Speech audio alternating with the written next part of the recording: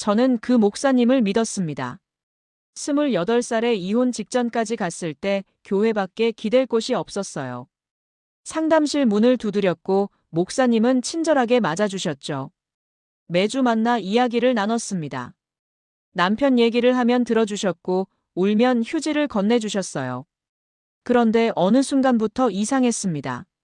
손을 잡는 시간이 길어졌고 어깨를 감싸는 횟수가 늘어났어요. 카페에서 만나자는 연락이 잦아졌고 교회 밖에서 본 우리 모습이 불편했죠. 담임 목사님께 말씀드렸을 때 돌아온 건 질문이었습니다. 내가 먼저 오해할 행동을 한 건 아니냐고요. 저는 그날 깨달았습니다. 이 교회에서 제가 설 자리는 없다는 걸요. 목사를 고발하는 순간 제가 가해자가 되는 구조였으니까요. 처음 상담을 신청한 건 작년 5월이었습니다. 남편이 바람을 피우고 있다는 걸 알게 된 직후였어요. 증거를 찾았고 따져 물었고 남편은 부인했죠. 집에 있는 게 숨이 막혔습니다. 친정 부모님은 이미 돌아가셨고 친구들한테 말하기엔 부끄러웠어요. 그때 떠오른 곳이 교회였습니다. 청년부 소속이었지만 신앙이 깊지는 않았어요. 명절 때나 얼굴 비추는 정도였죠. 하지만 그날따라 교회가 생각났습니다. 목사님이라면 뭔가 답을 줄 것 같았거든요. 부목사님 사무실 문을 두드렸습니다. 안으로 들어가니 책상 앞에 앉아 계셨어요. 40 중반쯤 돼 보이는 분이었죠. 인상이 온화했습니다. 무슨 일이냐고 물으셨고 저는 한참을 망설이다 입을 열었어요. 남편 얘기를 꺼냈습니다. 바람 피운다는 것, 집에 돌아오지 않는다는 것, 저는 어떻게 해야 할지 모르겠다는 것. 말하다 보니 눈물이 났어요. 부목사님은 휴지를 건네주셨습니다. 천천히 말해보라고 하셨어요. 급하지 않다고요. 그날 1시간을 이야기했습니다. 부목사님은 중간중간 고개를 끄덕이며 들어주셨어요. 판단하지 않으셨죠. 그게 좋았습니다. 누군가 제 편을 들어주는 것 같았거든요. 상담이 끝날 무렵 부목사님이 말씀하셨습니다. 다음 주에 다시 오라고요. 한 번으로는 부족하다면서요. 저는 고개를 끄덕였습니다. 그렇게 상담이 시작됐어요. 매주 화요일 오후 3시에 만났습니다. 부목사님 사무실에서요. 처음 몇 주는 남편 이야기만 했어요. 어떻게 만났는지, 언제부터 틀어졌는지, 제가 뭘 잘못했는지 계속 물었죠. 부목사님은 제 잘못이 아니라고 하셨습니다. 남편 문제라고요. 그 말을 들으니까 조금 위로가 됐어요. 집에서는 계속 제 탓이라는 말만 들었거든요. 2달쯤 지났을 때 부목사님이 제안하셨습니다. 사무실 말고 밖에서 만나는 게 어떻겠냐고요. 교회 안에 있으면 다른 사람 눈치가 보이니까 편한 카페에서 이야기하자고 하셨죠. 저는 괜찮다고 했습니다. 오히려 그게 더 편할 것 같았어요. 다음 주부터 근처 카페에서 만났습니다. 처음엔 별 문제가 없었어요. 상담 내용도 비슷했고 분위기도 크게 다르지 않았죠. 그런데 어느 날부터 부목사님이 제 손을 잡기 시작했습니다. 힘들 때 의지하라는 의미라고 하셨어요. 저는 처음엔 이상하다고 생각했습니다. 목사님이 이렇게 해도 되나 싶었죠. 하지만 동시에 위로받는 기분도 들었어요. 남편은 손 한 번 제대로 잡아준 적이 없었거든요. 그 다음 주엔 어깨를 감싸셨습니다. 울고 있을 때였어요. 남편이 또 집에 안 들어왔다는 이야기를 하다가 눈물이 났죠. 부목사님이 제 어깨에 손을 올리며 괜찮다고 하셨습니다. 다 지나갈 거라고요. 저는 그때도 어색했습니다. 근데 뿌리치지 못했어요. 목사님이니까 괜찮겠지 싶었거든요. 상담의 일부라고 생각했죠. 3달쯤 됐을 때 문자가 오기 시작했습니다. 상담 시간이 아닌 저녁에도 연락이 왔어요. 오늘 어떻게 지냈느냐고요. 힘든 일 없었느냐고 물으셨죠. 저는 괜찮다고 답했습니다. 그런데 문자는 계속 왔어요. 자기 전에도 오고 새벽에도 왔습니다. 기도하다가 생각났다고 하셨어요. 혹시 잠 못 이루고 있을까봐 연락했다면서요. 저는 그 말에 감동했습니다. 이렇게까지 신경 써주는 사람이 있구나 싶었거든요. 어느 날 부목사님이 물으셨습니다. 본인을 어떻게 생각하느냐고요. 목사로만 보이느냐고 물으셨죠. 저는 당황했습니다. 무슨 뜻인지 몰라서 그냥 좋은 분이라고 답했어요. 부목사님은 웃으셨습니다. 자기도 그렇다고요. 상담자와 내담자 사이지만 요즘은 친구처럼 느껴진다고 하셨어요. 그 말을 듣고 이상했습니다. 목사님과 친구라는 게 맞는 건가 싶었거든요. 하지만 기분이 나쁘지는 않았어요. 외로웠던 제게 누군가 다가와 준다는 게 좋았죠. 넉 달째 접어들 무렵이었습니다. 카페에서 만났는데 부목사님이 셀카를 찍자고 하셨어요. 기념으로 남기자면서요. 저는 어색하게 웃으며 같이 찍었습니다. 나중에 그 사진을 보니까 우리 거리가 너무 가까웠어요. 부목사님 어깨에 제 머리가 거의 닿아 있었습니다. 그때부터 뭔가 잘못되고 있다는 생각이 들었어요. 이게 상담인가 싶었죠. 근데 확신은 없었습니다. 목사님이 그럴 리 없다는 생각과 뭔가 이상하다는 생각이 동시에 있었거든요. 다음 주 상담 때 거리를 두려고 했습니다. 손을 잡으려 하시면 자연스럽게 피했어요. 어깨를 감싸려 하시면 몸을 돌렸죠. 부목사님은 눈치채셨는지 물으셨습니다. 혹시 불편하냐고요? 저는 아니라고 했습니다. 그냥 괜찮다고요. 하지만 마음속으론 불편했어요. 계속 이러는 게 맞나 싶었죠.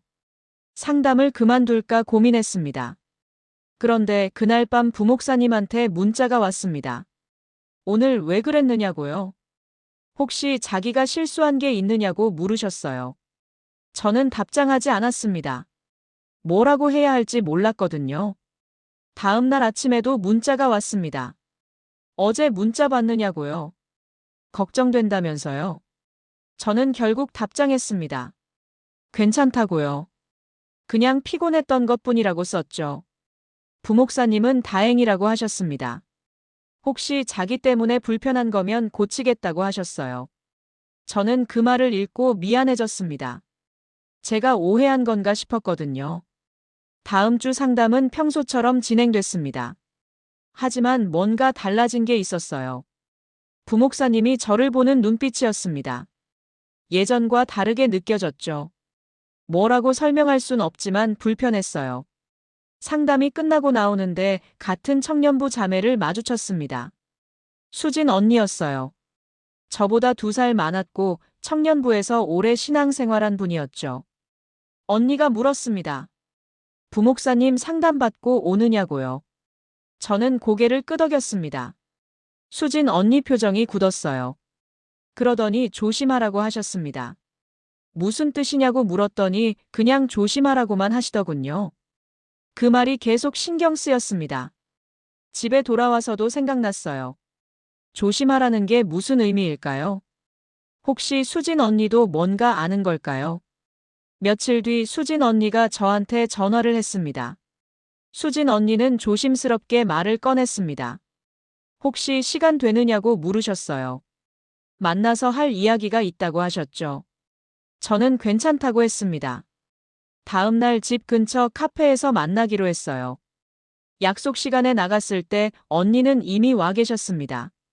얼굴이 심각했어요. 커피를 시키고 자리에 앉았죠. 언니는 한참을 말을 고르시더니 입을 여셨습니다. 부목사님 상담 얼마나 받았느냐고 물으셨어요. 넉 달 정도 됐다고 답했습니다. 언니가 고개를 끄덕이셨어요. 그러면서 물으셨죠. 혹시 불편한 적 없었느냐고요.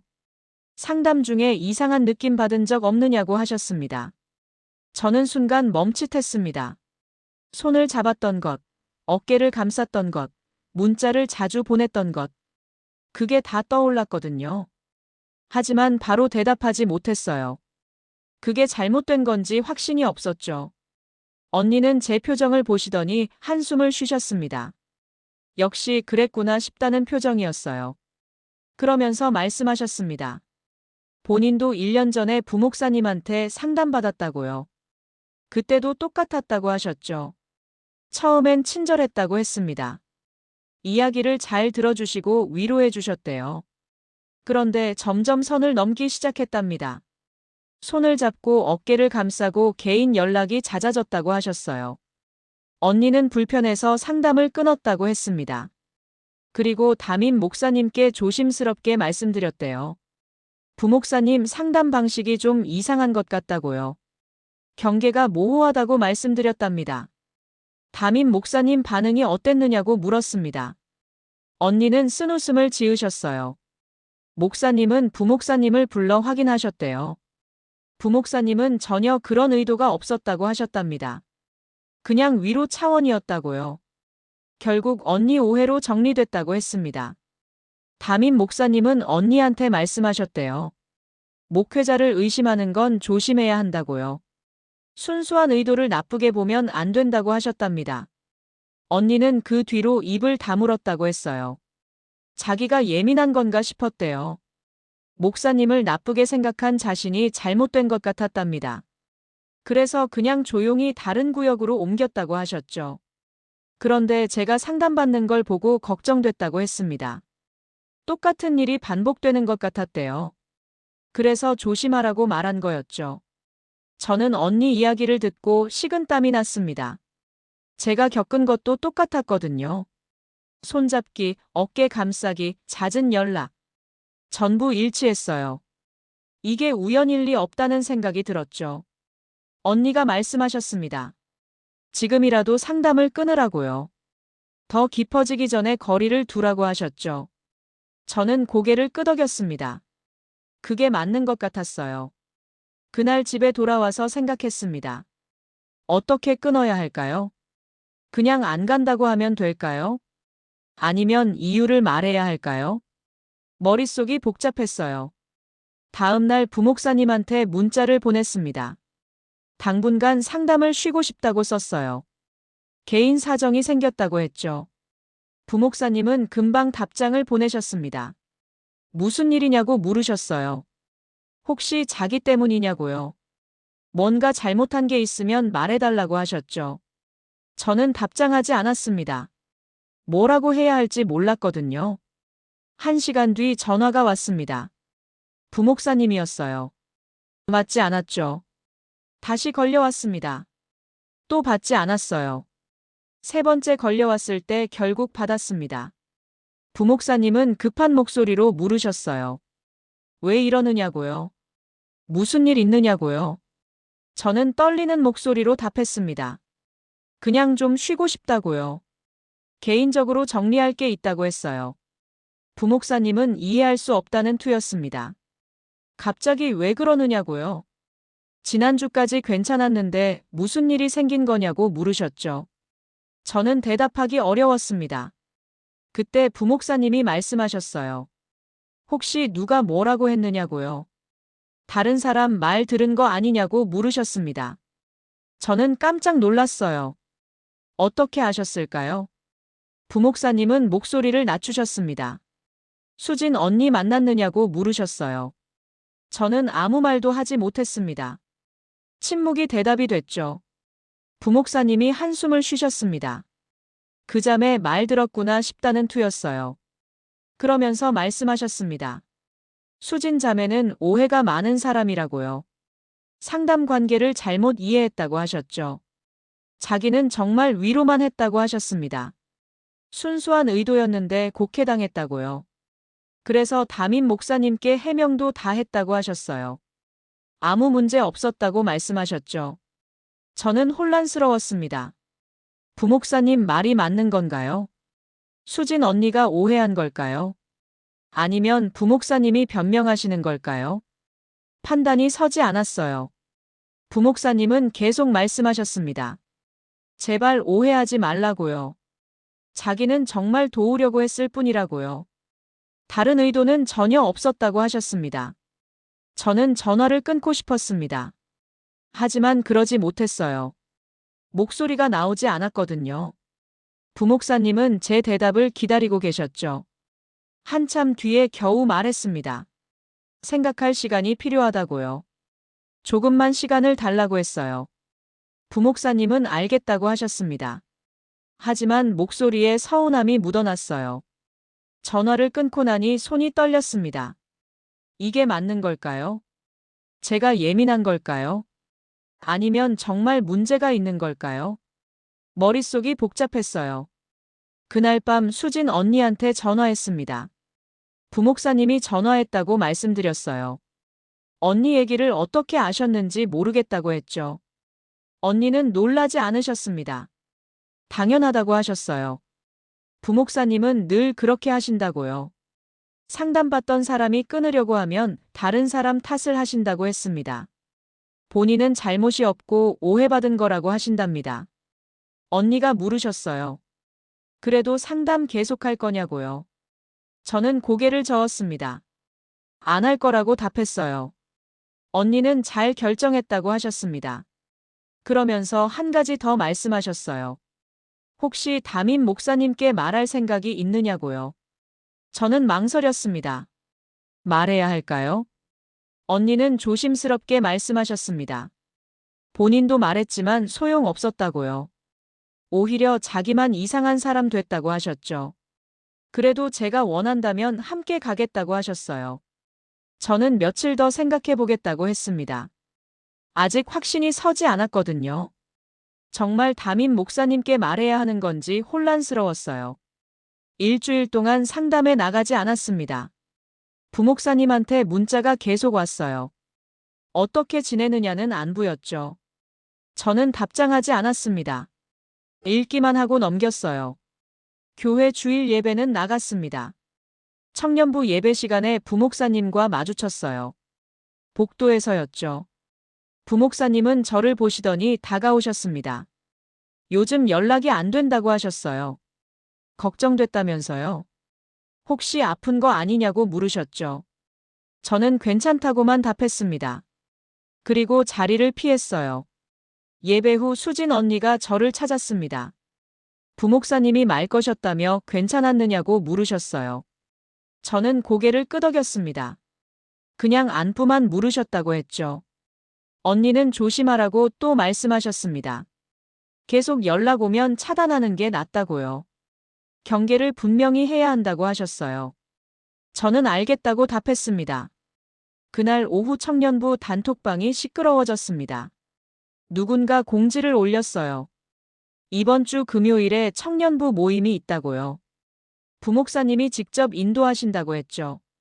참석 여부를 물었습니다. 저는 불참이라고 체크했어요.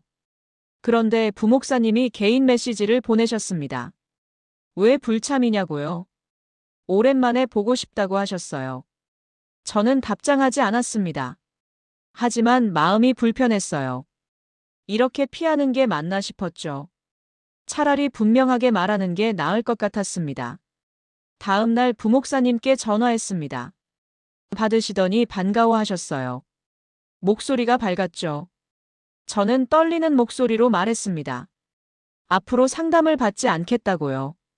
부목사님은 잠시 침묵하셨습니다. 이유를 물으셨어요. 저는 준비한 말을 꺼냈습니다. 상담 방식이 불편했다고요. 경계가 모호하다고 느꼈다고 말했어요. 부목사님 목소리가 차갑게 식었습니다. 무슨 말이냐고 물으셨어요. 자기가 뭘 잘못했느냐고요. 구체적으로 말해보라고 하셨죠. 저는 숨을 깊이 들이쉬었습니다. 손을 자주 잡으셨다고 말했어요. 어깨를 감싸신 것도 불편했다고요. 개인 문자가 너무 많았다고 했습니다. 부목사님은 황당하다는 투로 답하셨습니다. 그게 다 위로였다고요. 상담 과정에서 자연스러운 거라고 하셨어요. 제가 오해한 거라고 말씀하셨죠. 저는 반박했습니다. 수진 언니도 똑같이 느꼈다고 말했어요. 그 말이 떨어지자 부목사님이 한숨을 크게 쉬셨습니다. 역시 그 자매 때문이구나 싶다는 투였어요. 수진 자매가 안 좋은 이야기를 퍼뜨리고 다닌다고 하셨습니다. 본인은 억울하다고요. 순수하게 도우려 했는데 이렇게 오해받는다고 하셨죠. 저는 더 이상 할 말이 없었습니다. 부목사님은 계속 말씀하셨어요. 제가 이런 식으로 나오면 자기 입장이 곤란하다고요. 담임 목사님께도 보고해야 하는 거 아니냐고 하셨습니다. 그 말에 저는 놀랐습니다. 제가 먼저 보고하겠다고 했어요. 담임 목사님께 제 생각을 말씀드리겠다고 했죠. 부목사님은 잠시 말이 없으시더니 알아서 하라고 하셨습니다. 전화가 끊겼습니다. 손이 떨렸어요. 정말 담임 목사님께 가야 하나 싶었죠. 하지만 이미 말을 꺼낸 이상 가야 할 것 같았습니다. 수진 언니한테 연락했습니다. 담임 목사님께 말씀드리려 한다고 했어요. 언니는 함께 가겠다고 하셨습니다. 둘이 가는 게 낫다고 하셨죠. 며칠 뒤 약속을 잡았습니다. 담임 목사님 사무실로 찾아갔어요. 수진 언니와 함께요. 목사님은 놀라신 표정으로 우리를 맞이하셨습니다. 무슨 일이냐고 물으셨어요. 저는 조심스럽게 말씀드렸습니다. 부목사님 상담 방식이 불편했다고요. 경계를 넘는 것 같았다고 말씀드렸어요. 담임 목사님은 표정이 굳으셨습니다.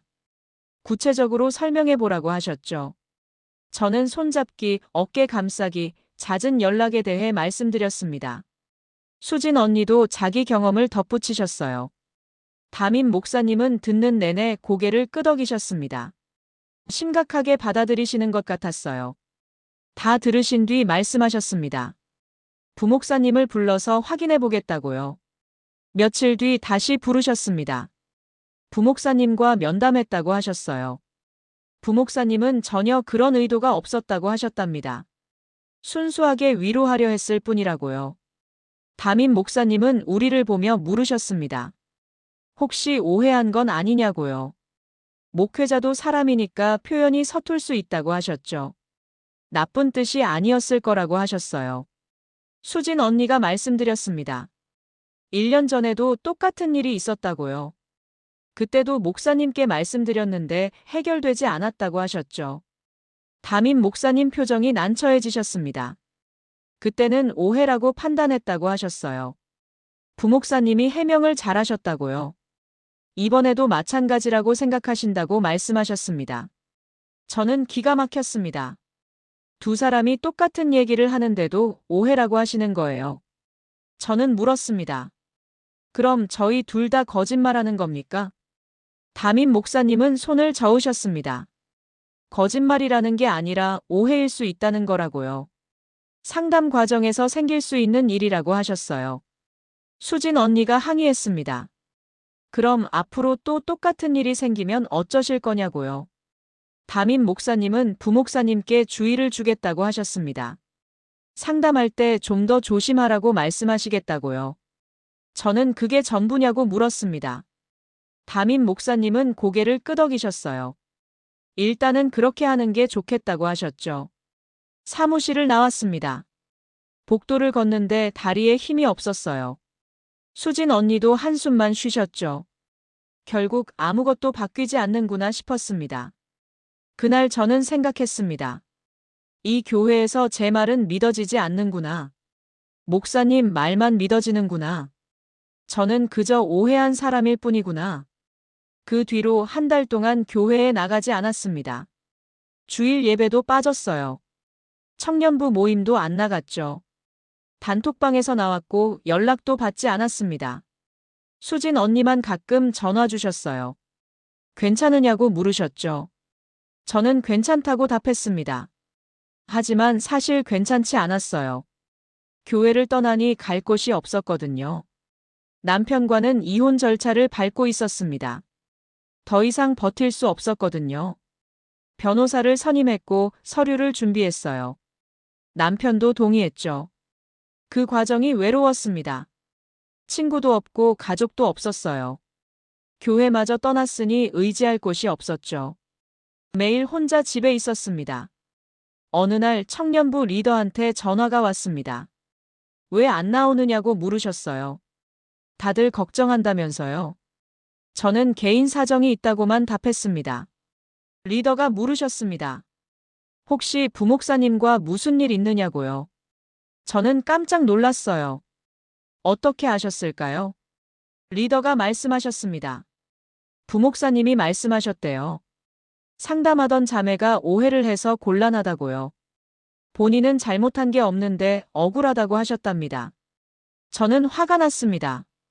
부목사님이 먼저 제 얘기를 퍼뜨린 거예요. 자기 입장만 말씀하신 거죠. 저는 리더한테 제 입장을 설명했습니다. 손을 잡았던 것, 어깨를 감쌌던 것, 문자를 자주 보냈던 것. 전부 사실이라고 말했어요. 수진 언니도 같은 경험을 했다고 전했죠. 리더는 난처한 목소리였습니다. 그래도 부목사님이 그럴 리 없다고 하셨어요. 오해일 거라고요. 저는 기가 막혔습니다. 제 말은 안 믿어지나 보죠. 리더가 말씀하셨습니다. 믿고 안 믿고의 문제가 아니라 증거가 없다고요. 부목사님 말씀도 있고 제 말도 있는데 뭐가 맞는지 모르겠다고 하셨어요. 저는 전화를 끊었습니다. 더 이상 설명하고 싶지 않았거든요. 어차피 안 믿을 거였어요. 며칠 뒤 수진 언니가 찾아왔습니다. 청년부에 소문이 퍼졌다고 하셨어요. 제가 부목사님을 곤란하게 만들었다는 이야기가 돈다고요. 일부는 제 편을 들어주지만 대부분은 부목사님 편이라고 하셨습니다. 목사님이 거짓말할 리 없다는 거였어요. 저와 수진 언니가 예민한 거라고들 한답니다. 언니는 화가 나셨어요. 똑같은 일이 반복되는 게 화난다고 하셨죠. 1년 전 자기 때도 그랬고 지금도 마찬가지라고요. 저는 언니한테 물었습니다. 어떻게 해야 하냐고요. 이대로 포기해야 하냐고 물었죠. 언니는 한참을 생각하시더니 말씀하셨습니다. 권사님들한테 말해보는 게 어떻겠냐고요. 청년부는 부목사님 편이지만 나이 드신 권사님들은 다를 수 있다고 하셨어요. 특히 여성 문제에 민감한 분들이 계신다고요. 저는 고개를 끄덕였습니다. 해볼 만한 것 같았어요. 언니가 아는 권사님 한 분을 소개해 주셨습니다. 60대 중반 되신 분이었어요. 며칠 뒤 그 권사님을 만났습니다. 집으로 초대해 주셨어요. 차를 마시며 이야기를 나눴죠. 저는 제 경험을 말씀드렸습니다. 권사님은 심각한 표정으로 들으셨어요. 다 들으신 뒤 한숨을 쉬셨습니다. 안타깝다고 하셨어요. 하지만 놀라지는 않으신다고요.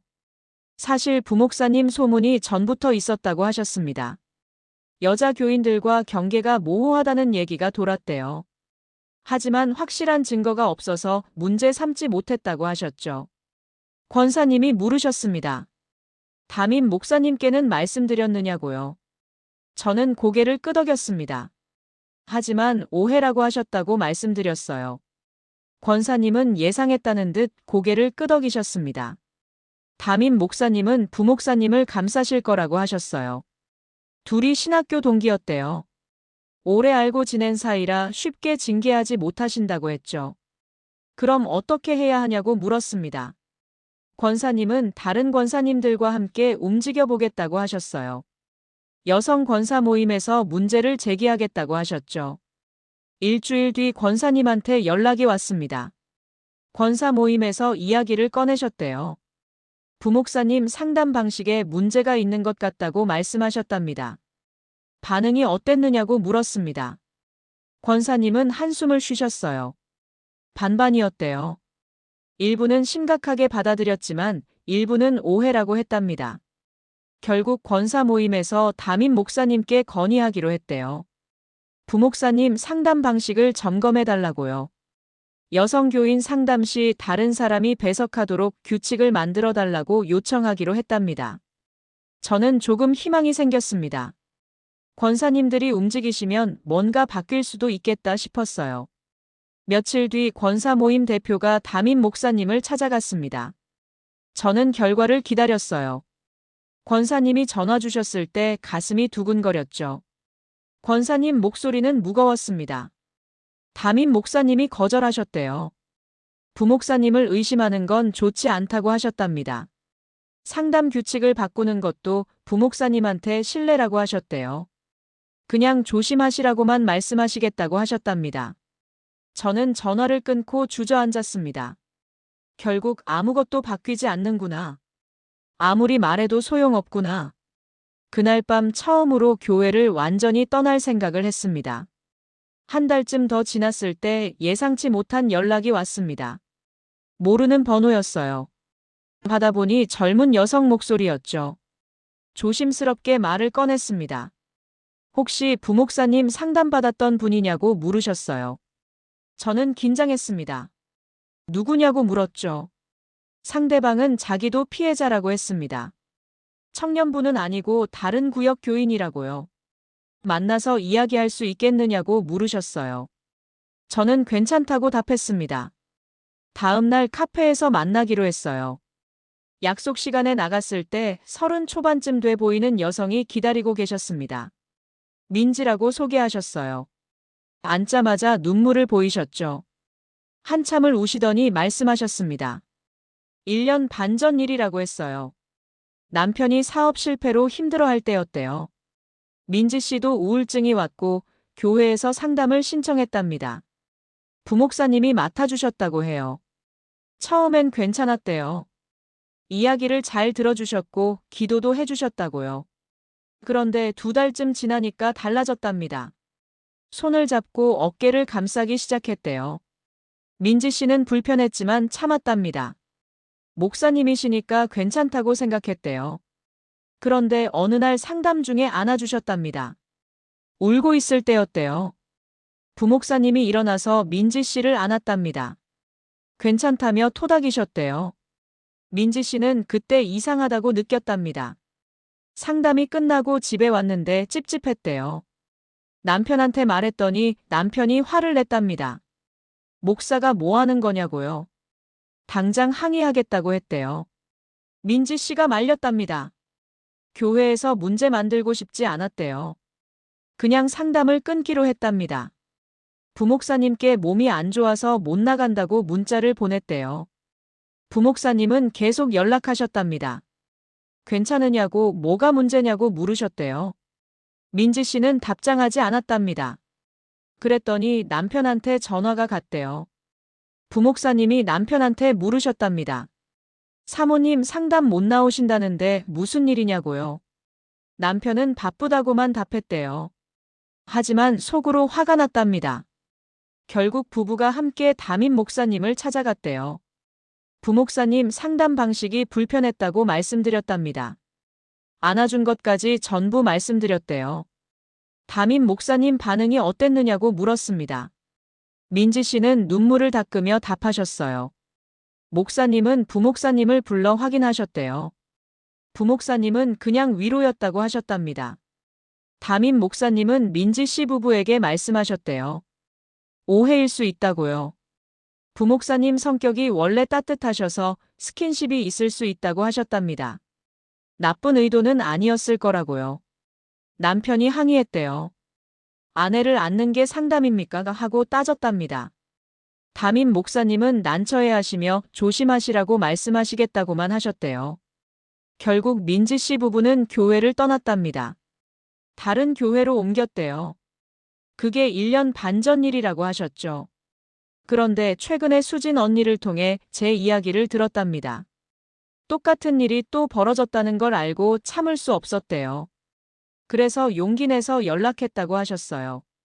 저는 민지 씨 이야기를 듣고 소름이 돋았습니다. 1년 반 전에도 1년 전에도 지금도 똑같은 일이 반복되고 있었어요. 민지 씨가 물으셨습니다. 어떻게 할 거냐고요? 이대로 넘어갈 거냐고 물으셨죠. 저는 망설였습니다. 뭘 할 수 있을까요? 담임 목사님께 말해도 소용없고 권사님들도 실패했어요. 저는 민지 씨한테 솔직하게 말했습니다. 방법을 모르겠다고요.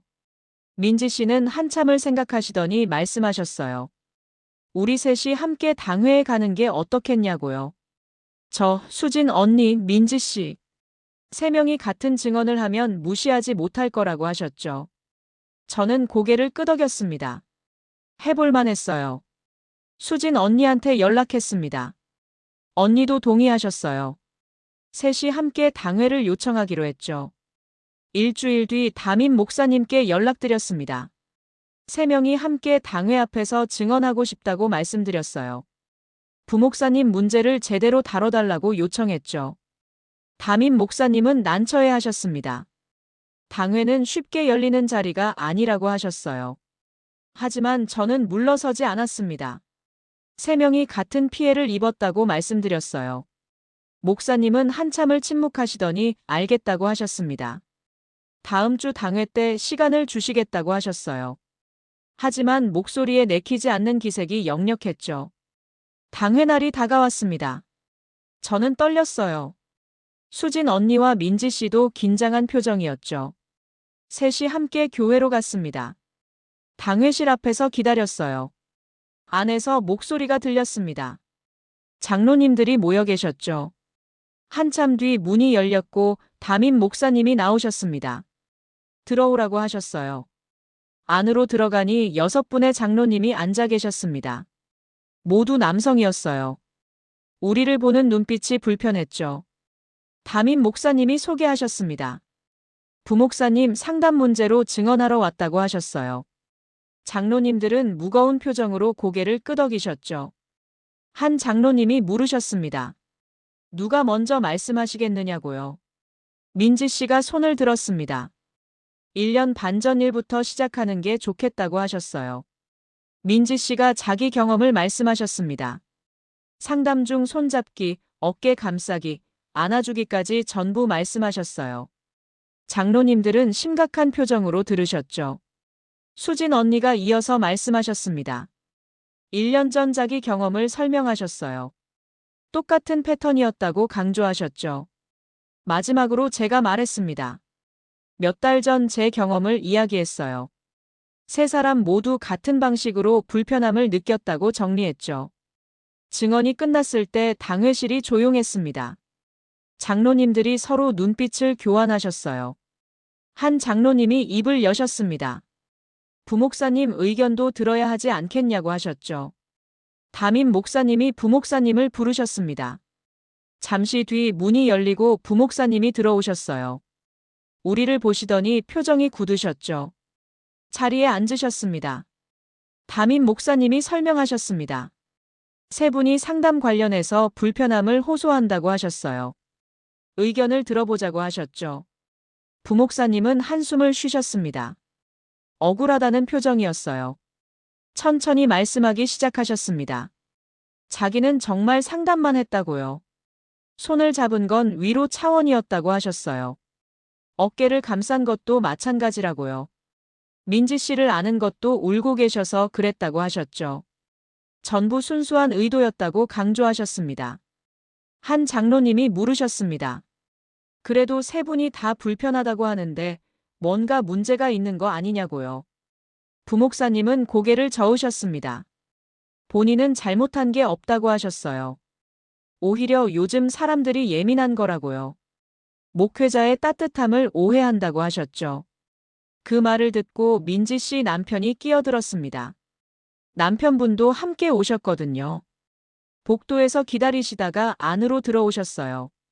목사님, 제 아내를 안는 게 따뜻함입니까? 하고 따졌습니다. 부목사님은 당황하신 표정이었어요. 그건 오해라고 하셨습니다. 단순히 위로였다고요.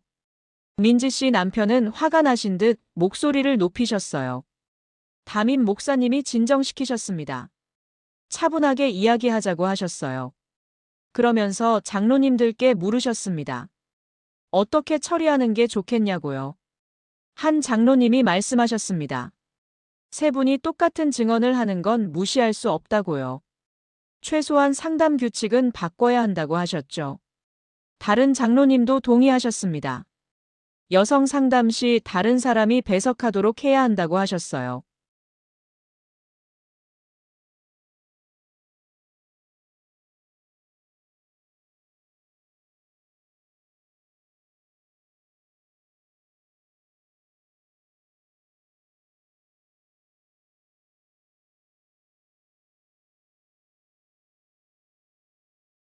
저도 눈물이 났습니다.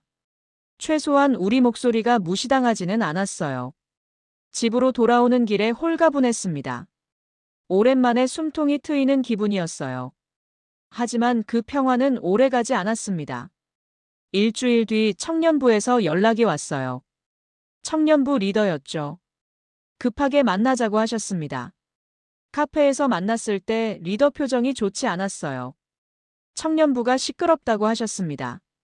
부목사님 일로 의견이 갈린다고요. 일부는 부목사님 편이고 일부는 저희 편이라고 하셨어요. 특히 부목사님을 옹호하는 쪽이 거세다고 했습니다. 목사님을 그렇게 몰아가는 게 옳으냐고들 한답니다. 3명이 짜고 거짓말하는 거 아니냐는 말도 나온답니다. 저는 기가 막혔습니다. 당회에서 결정까지 났는데 아직도 그런 말이 나온다니요.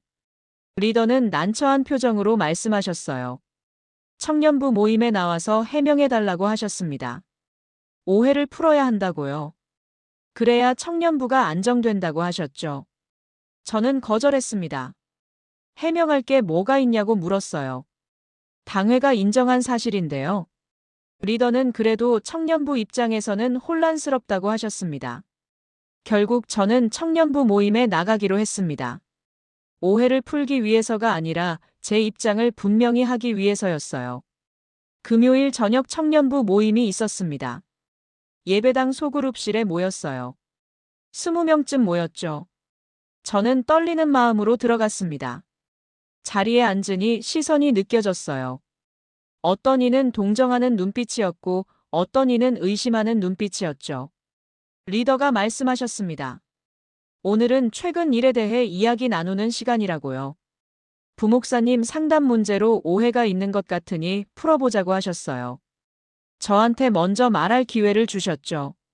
저는 심호흡을 하고 입을 열었습니다. 제 경험을 있는 그대로 말했어요.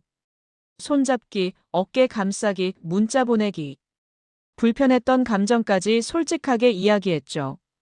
다 말하고 나니 조용했습니다. 한 자매가 손을 들었어요.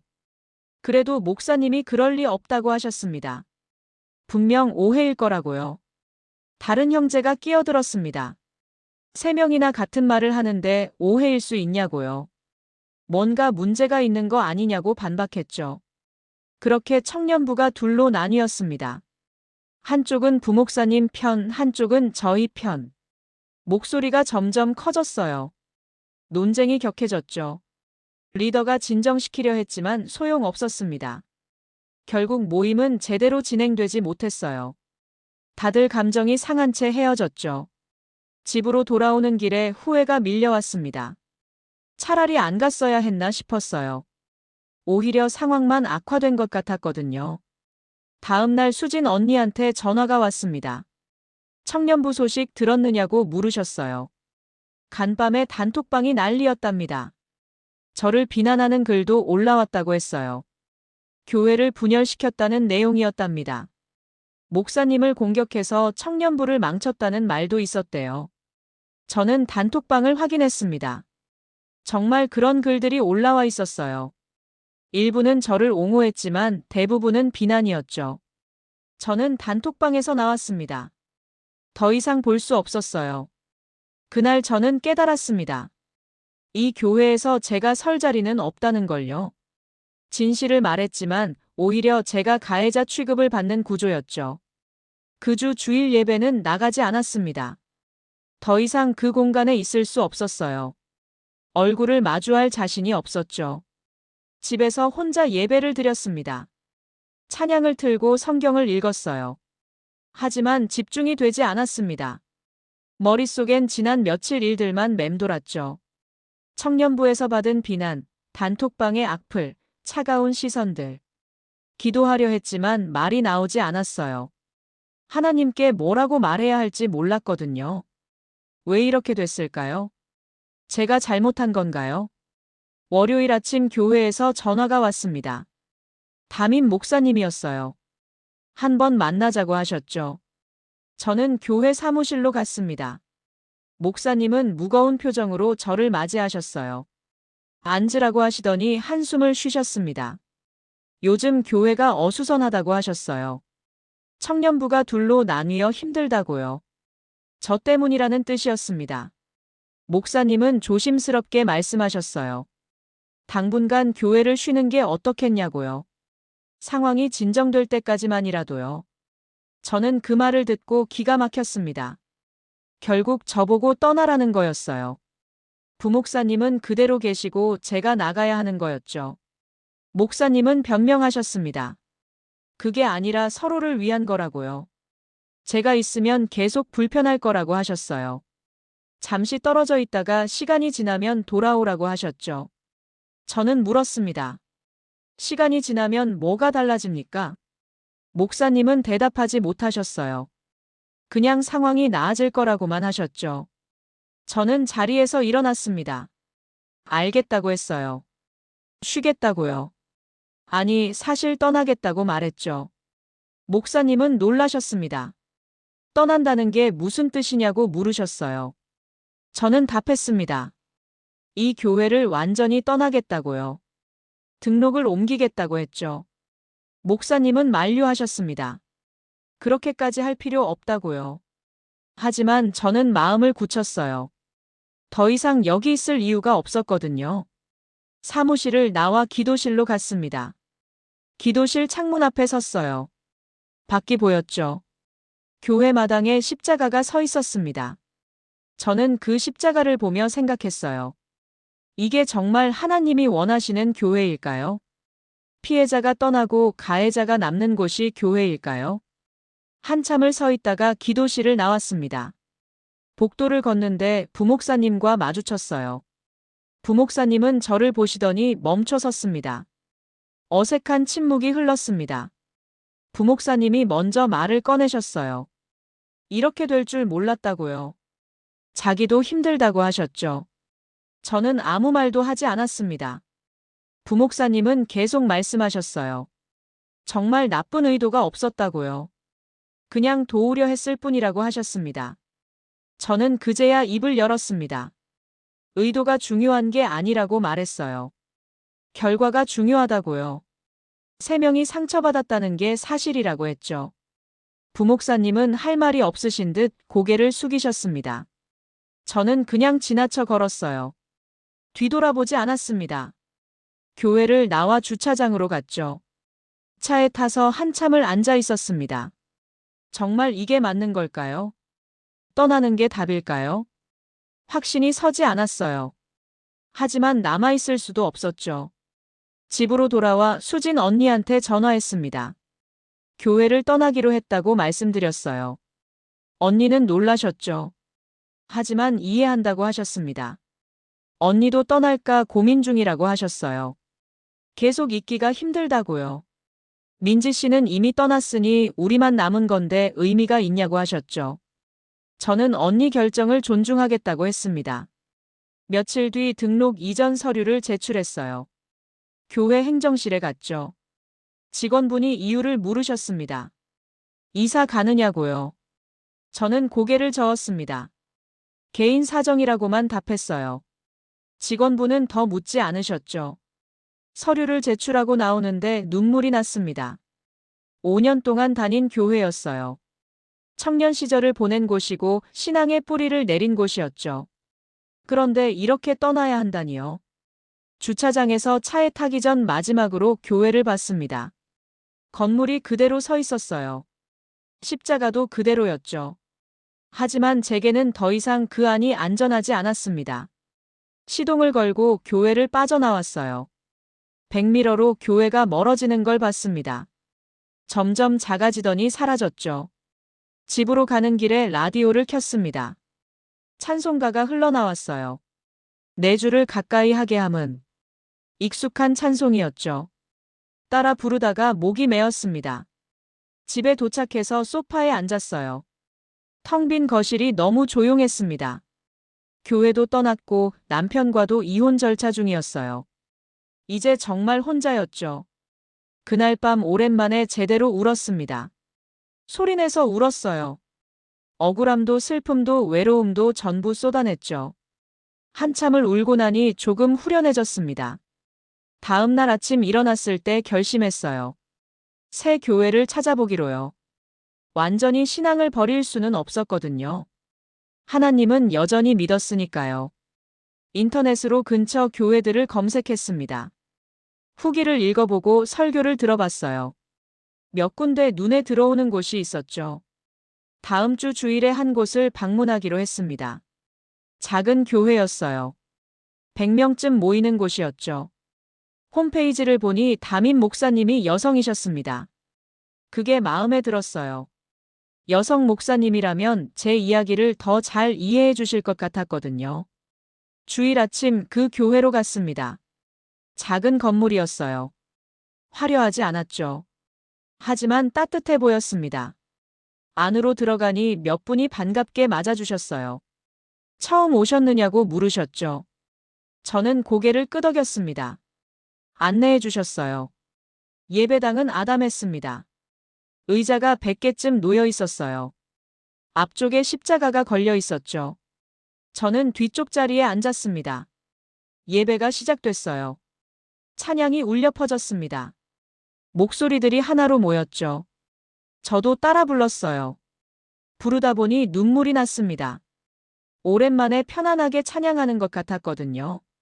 누가 저를 판단하지 않았고 의심하지 않았어요. 설교 시간이 되었습니다. 여성 목사님이 강단에 서셨어요. 부드러운 목소리로 말씀을 전하셨죠. 상처받은 자들을 위한 말씀이었습니다. 하나님은 상한 갈대를 꺾지 않으신다고요. 꺼져가는 심지를 끄지 않으신다고 하셨어요. 저는 그 말씀을 들으며 울었습니다. 제가 상한 갈대구나 싶었거든요. 예배가 끝나고 목사님이 저를 찾아오셨어요. 처음 오셨죠? 하고 웃으시며 말씀하셨습니다. 저는 고개를 끄덕였어요. 목사님은 환영한다고 하셨습니다. 언제든 편하게 오라고요. 부담 갖지 말라고 하셨죠. 그 말이 위로가 됐습니다. 교회를 향한 사랑이었습니다. 상처받았지만 여전히 교회를 포기할 수 없다는 마음이요. 저는 그 공통점을 듣고 울컥했습니다. 저만 그런 게 아니었구나 싶었거든요. 모임이 끝나고 집으로 돌아오는 길에 생각했습니다.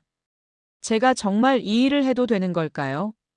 아직 저도 회복되지 않았는데 다른 사람을 도울 수 있을까요? 확신이 서지 않았어요. 하지만 모임에 온 분들 표정이 자꾸 떠올랐습니다. 이야기를 나누고 나서 조금 밝아진 얼굴들이요. 다음 달 모임 날이 다가왔습니다. 이번엔 7명이 모였어요. 소문이 퍼진 모양이었죠. 각자 자기 이야기를 나눴습니다. 저는 주로 듣기만 했어요. 가끔 제 경험을 나누긴 했지만 대부분은 다른 분들이 말씀하시도록 했죠. 한 자매가 울면서 말씀하셨습니다. 10년을 다닌 교회에서 쫓겨났다고요. 장로님과 의견이 달랐는데 결국 제명당했답니다. 억울했지만 항변할 곳이 없었대요. 다른 분들이 위로해 주셨습니다. 그 자매는 한참을 울다가 고맙다고 하셨어요. 이렇게 말할 곳이 있어서 다행이라고요. 모임이 끝나고 목사님이 저를 부르셨습니다. 잘하고 있다고 격려해 주셨어요. 사람들이 위로받고 있다고 하셨죠. 저는 고개를 저었습니다. 제가 뭘 한 게 없다고요. 그저 자리만 만들었을 뿐이라고 했어요. 목사님은 그게 중요하다고 하셨습니다. 자리를 만드는 것 자체가 큰 용기라고요. 상처받은 사람들에게 필요한 건 해답이 아니라 들어주는 귀라고 하셨죠. 석 달쯤 지났을 때 예상치 못한 연락이 왔습니다. 이전 교회 청년부 후배였어요. 전화를 받으니 조심스러운 목소리가 들렸죠. 언니 요즘 어떻게 지내냐고 물었습니다. 저는 괜찮다고 답했어요. 후배는 한참을 망설이다가 말했습니다. 부목사님이 또 문제를 일으켰다고요. 저는 깜짝 놀랐습니다. 뭔 일이냐고 물었죠.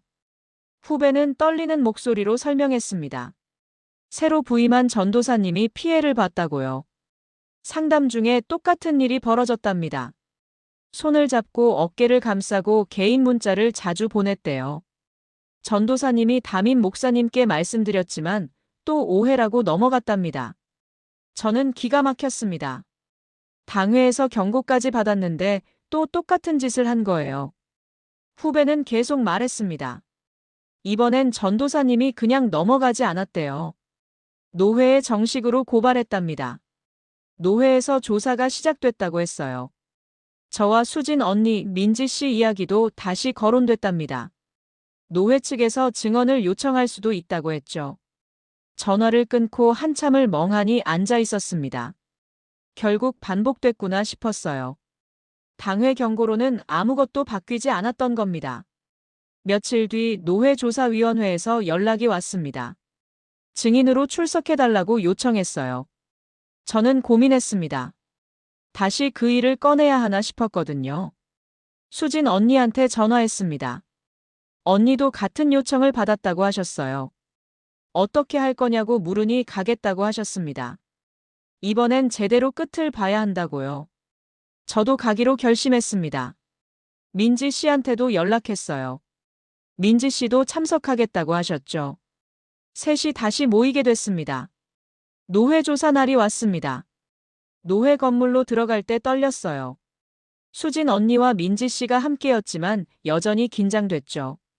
조사실에 들어가니 5분의 목사님이 앉아 계셨습니다. 모두 남성이었어요. 위원장이 우리를 맞이하셨습니다. 앉으라고 하시더니 증언을 듣겠다고 하셨죠. 민지 씨가 먼저 1년 반 전 일을 말씀하셨습니다. 상담 중 있었던 일들을 차근차근 설명하셨어요. 위원들은 메모하며 들으셨죠. 수진 언니가 이어서 증언했습니다. 1년 전 자기 경험을 이야기하셨어요. 그리고 당시 담임 목사님께 말씀드렸지만 오해로 처리됐다고 덧붙이셨죠. 마지막으로 제 차례였습니다. 몇 달 전 제 경험을 말씀드렸어요. 당회까지 갔지만 경고 조치만 받았다고 설명했습니다. 증언이 끝나자 위원장이 물으셨습니다. 세 분 모두 비슷한 패턴을 경험했느냐고요. 저희는 고개를 끄덕였습니다. 한 위원이 질문했습니다. 혹시 서로 짜고 거짓말하는 건 아니냐고요. 저는 화가 났지만 참았습니다. 민지 씨가 답했습니다. 저희는 1년 반에 걸쳐 각각 피해를 입었다고요. 서로 모르는 사이였다고 강조했죠. 위원장이 고개를 끄덕이셨습니다. 알겠다며 부목사님도 조사하겠다고 하셨어요. 공정하게 진행하겠다고 약속하셨죠. 조사실을 나왔을 때 다리에 힘이 빠졌습니다. 수진 언니가 제 팔을 잡아주셨어요. 민지 씨도 힘들어 보였죠. 셋이 근처 카페로 갔습니다. 커피를 마시며 한참을 말없이 앉아 있었어요. 민지 씨가 먼저 입을 열었습니다. 이번엔 달라질까요? 하고 물었습니다. 저는 모르겠다고 답했어요.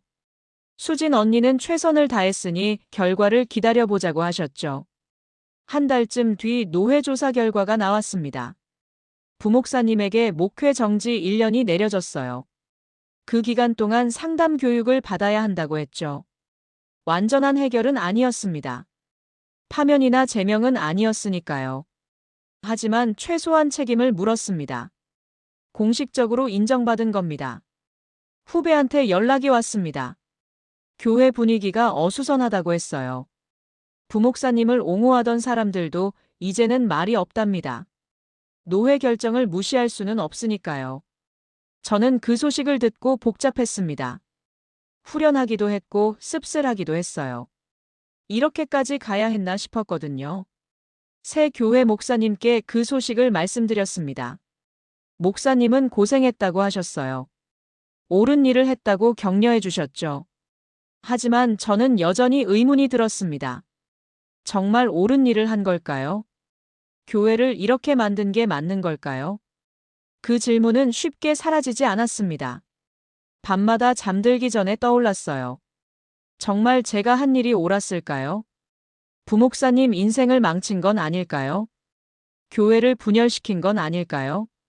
새 교회 상처 치유 모임은 계속됐습니다.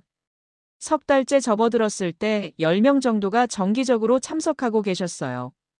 각자 다른 상처를 안고 왔지만 함께 나누면서 조금씩 회복되는 것 같았죠.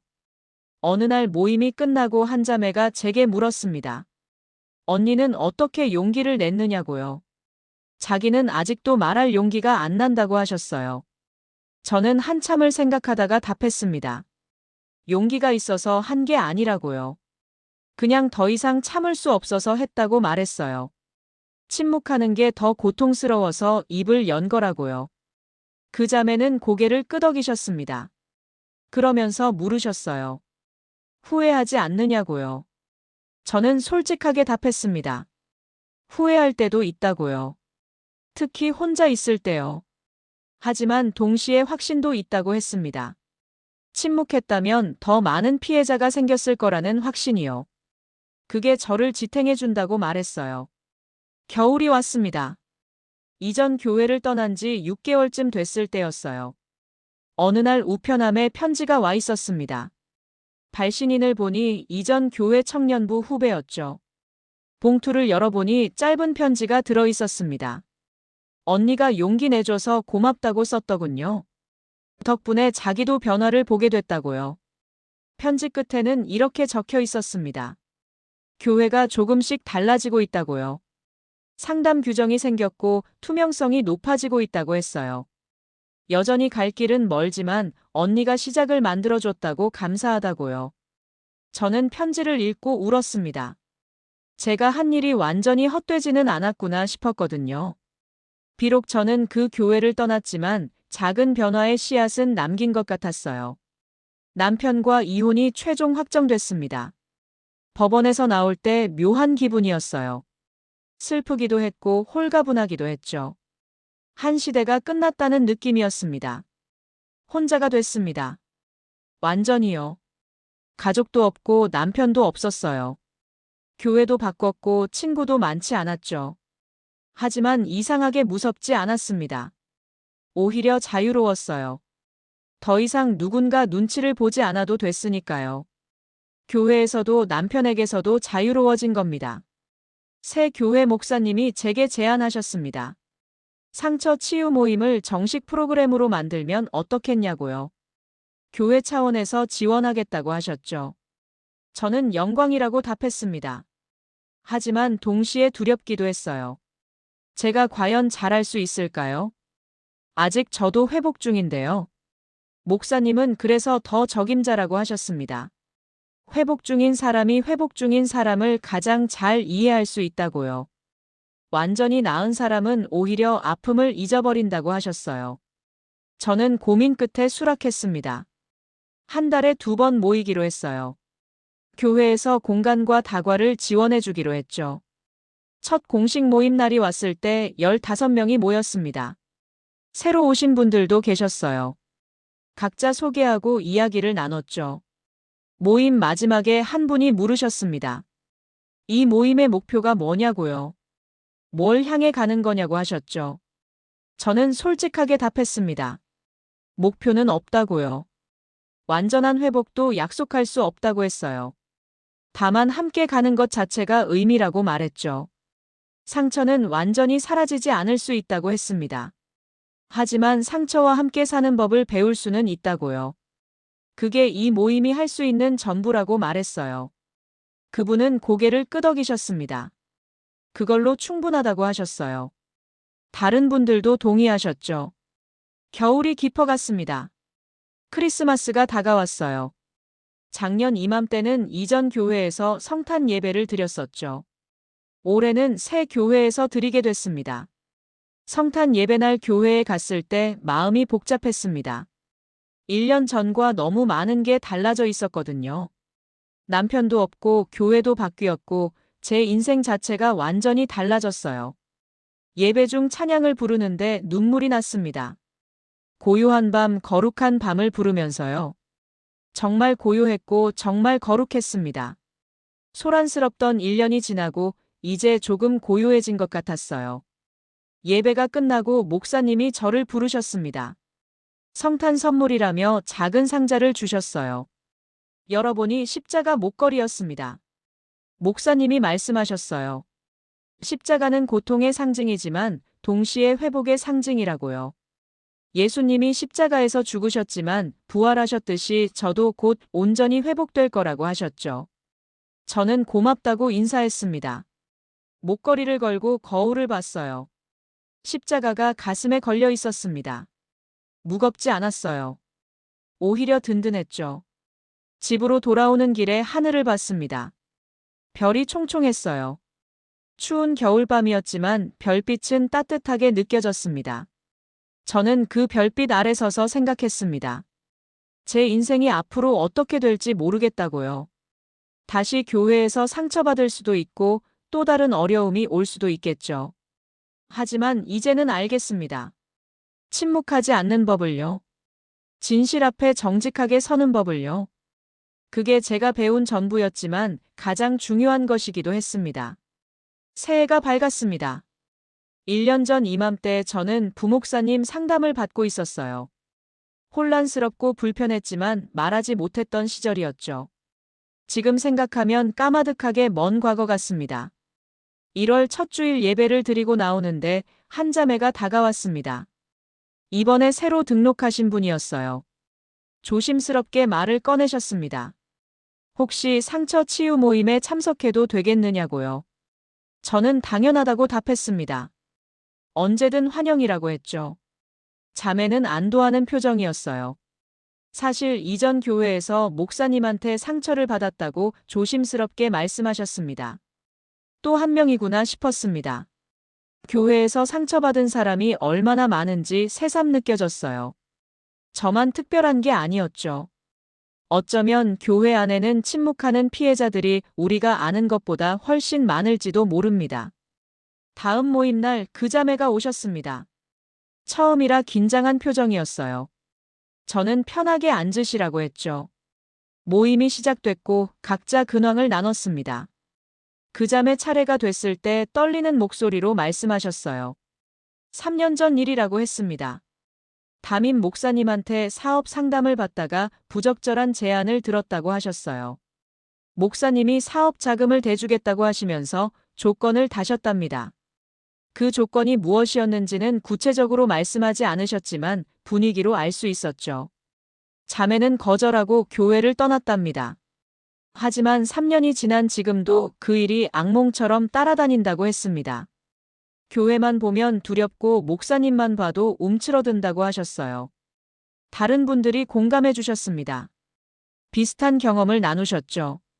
그 자매는 한참을 울다가 고맙다고 하셨습니다. 처음으로 이해받는 기분이라고요. 모임이 끝나고 그 자매와 차를 마셨습니다.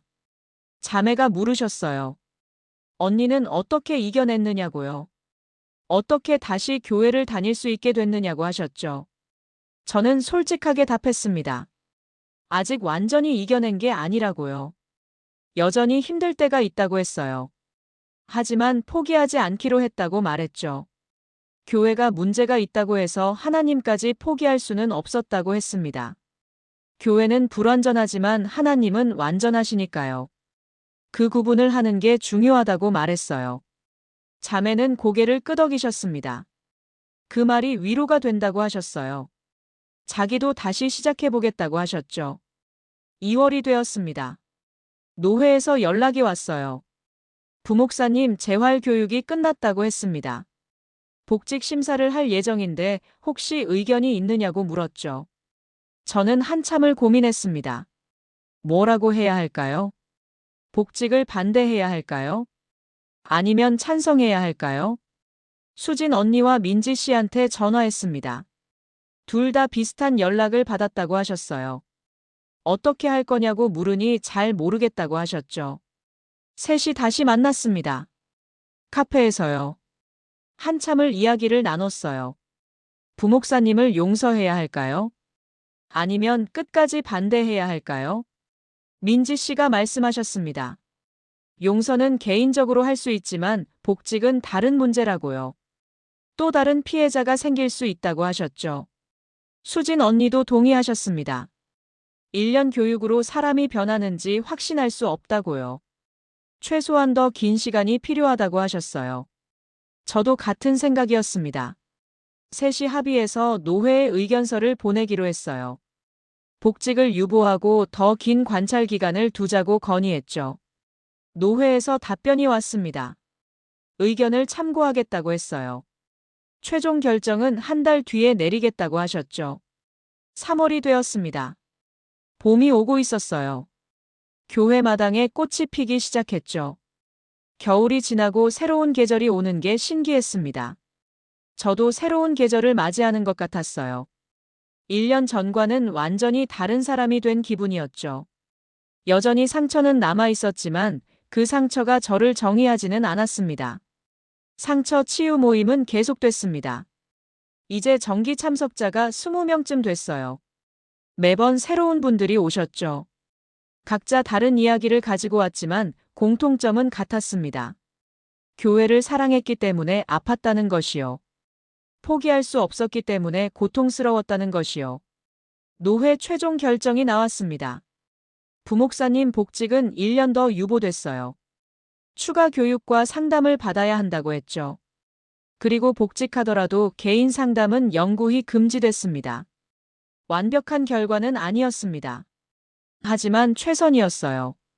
저희 목소리가 반영됐다는 게 중요했죠. 4월 어느 날 우편함에 편지가 와 있었습니다. 발신 일란이 비어 있었어요. 열어보니 짧은 편지가 들어 있었습니다. 부목사님이었습니다. 사과 편지였어요. 그동안 저에게 상처를 준 것에 대해 진심으로 미안하다고 썼더군요. 변명하고 싶지 않다고 했습니다. 다만 한 가지만 알아달라고 했어요. 정말 나쁜 의도는 없었다고요. 하지만 의도와 상관없이 결과가 중요하다는 걸 이제 안다고 했습니다. 용서를 구하는 게 아니라고 했어요. 다만 사과는 전하고 싶었다고요. 앞으로 다시는 같은 실수를 하지 않겠다고 약속한다고 썼더군요. 저는 편지를 읽고 한참을 생각했습니다. 용서해야 할까요? 아직 모르겠습니다. 용서는 쉽게 오는 게 아니니까요. 하지만 최소한 이해는 됐습니다. 부목사님도 사람이라는 것이요. 완벽하지 않다는 것이요. 그렇다고 해서 잘못이 정당화되지는 않지만 조금은 인간적으로 보이기 시작했어요. 편지를 서랍에 넣었습니다. 당장 답장할 필요는 없었어요. 언젠가 준비가 되면 그때 답할 수도 있겠죠. 아니면 안 할 수도 있고요. 1년이 지났습니다. 그 일이 있은 지 정확히 1년이요. 저는 지금 새 교회에서 상처 치유 모임을 인도하고 있습니다. 매달 새로운 분들이 오세요. 교회에서 상처받은 사람들이요. 저는 그분들께 해답을 주지 못합니다. 완전한 회복도 약속하지 못해요. 다만 함께 걸어갈 뿐이죠. 가끔 생각합니다. 제가 그때 침묵했다면 어땠을까요? 아마 더 편했을 거예요. 교회에서 쫓겨나지도 않았을 거고 청년부에서 비난받지도 않았겠죠. 하지만 동시에 알아요. 침묵했다면 더 많은 피해자가 생겼을 거라는 것도요. 제가 한 일이 완벽하지는 않습니다. 교회가 완전히 바뀌지도 않았어요. 부목사님이 진심으로 회개했는지도 확신할 수 없죠. 하지만 최소한 이건 확실합니다. 저는 진실편에 섰다는 것이요. 침묵하지 않았다는 것이요. 그게 제가 남길 수 있는 전부입니다. 그리고 그걸로 충분하다고 믿습니다.